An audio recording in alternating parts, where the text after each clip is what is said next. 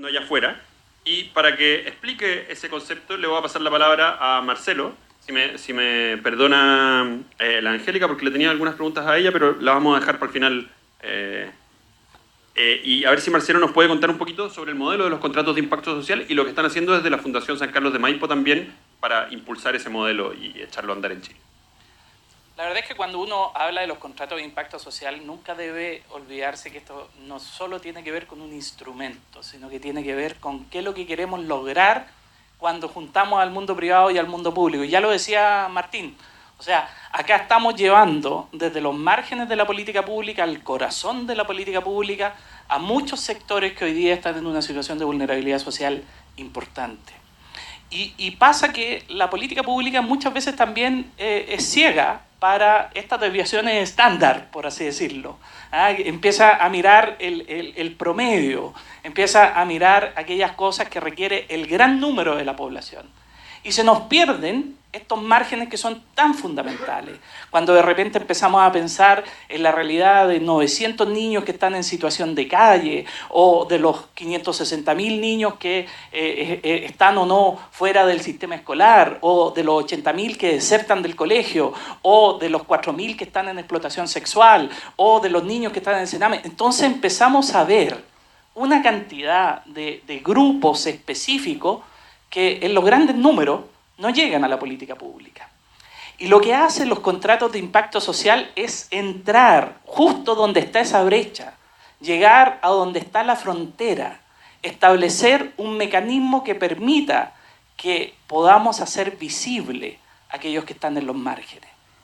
Entonces, cuando pensamos en los contratos de impacto social, pensamos en un mecanismo mediante el cual puedan los privados invertir en aquella frontera que a veces el Estado no puede llegar porque no tiene la capacidad para innovar, no tiene la capacidad para descentralizar, no tiene la capacidad para responder oportunamente y no tiene los grandes números de una política pública. Y entonces hay que asumir un riesgo y hay que decir cuál va a ser la mejor inversión social que va a significar que un niño que estaba internado en una residencia del Sename pueda tener un buen programa de reunificación familiar que permita que realmente no vuelva a reingresar de nuevo al Sename cuando salga de esa residencia, por ejemplo.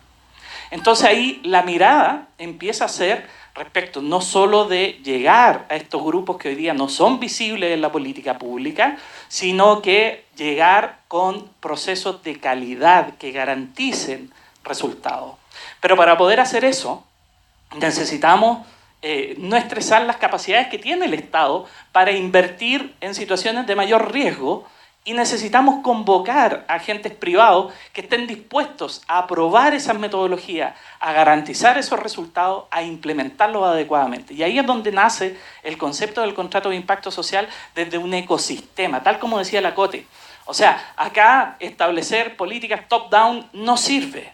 Acá pensar que solamente un grupo privilegiado de inversionistas va a llevar adelante una inversión social que va a resolver los problemas sociales no sirve. Acá se requiere un ecosistema, se requiere gente que participe en la definición de los programas sociales, en la evaluación de los programas sociales, en captar la inversión social.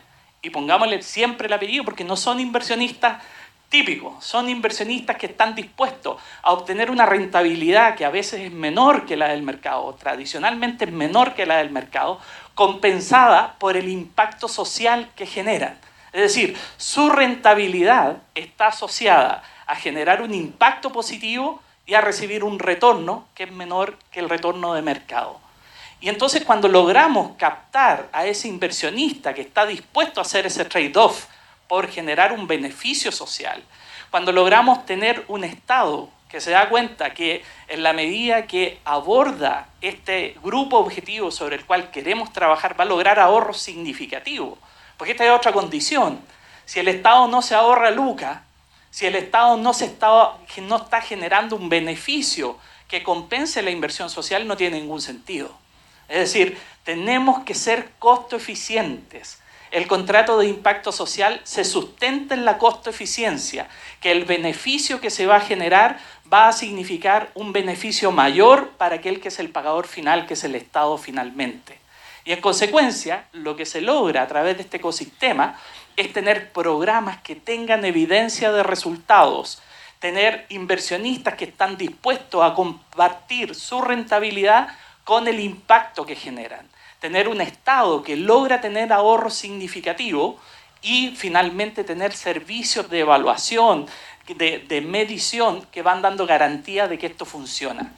Los contratos de impacto social se establecen como un instrumento que permite aunar este ecosistema. Y este ecosistema se sustenta en el beneficio social que se genera. Sin beneficio social, no solamente económico, sino que lo que significa en la política pública el beneficio social. Cuando nosotros invertimos en un contrato de impacto social, no solo beneficiamos a los niños del Sename, no solo beneficiamos a la gente que está en salud, no solo beneficiamos, sino que estamos también beneficiando al resto de la ciudadanía, a los que tienen que hacer las listas de espera en los consultorios, porque finalmente el Estado destina a través de la articulación pública-privada recursos que no entran a competir en su oferta pública y sin embargo se suman para que disponibilice muchos más recursos sociales para el resto de la población. Buenísimo, muchas gracias Marcelo. Muy buena descripción y motivación del porqué de los contratos de impacto social.